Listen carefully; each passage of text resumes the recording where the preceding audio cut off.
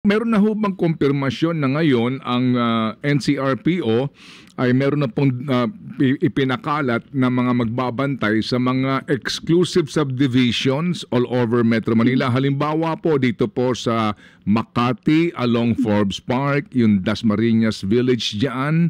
Po that particular, yung sa McKinley na sinasabi daw po na naka-red alert ngayon? Base po sa naging pag-uusap, pinapaubaya po muna ng PNP, ng NCRPO sa kanilang mga security agencies kasi po private po na mga villages ito.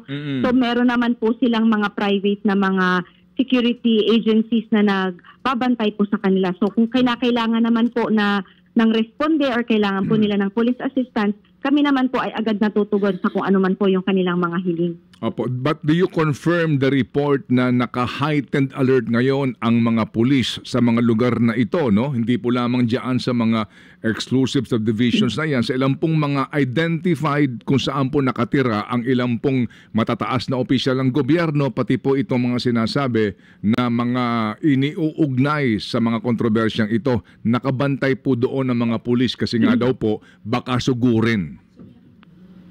Ang NCRPO po ngayon, buong NCRPO po ay naka-heightened alert.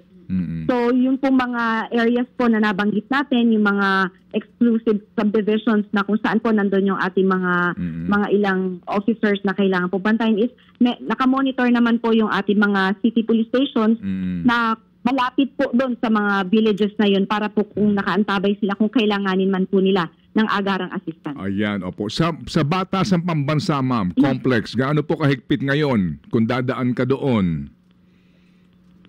Normal naman po yung ginagawa nating security preparations para sa Batasan since wala po tayong monitored na magaganap doon na mga pagtitipon. Kasi no, kahapon po, mayroon po pero kakaunti lamang naman po yung mga nagtipon doon. So minimal lamang po yung magiging mga pulis na i-deploy natin doon sa area na yon.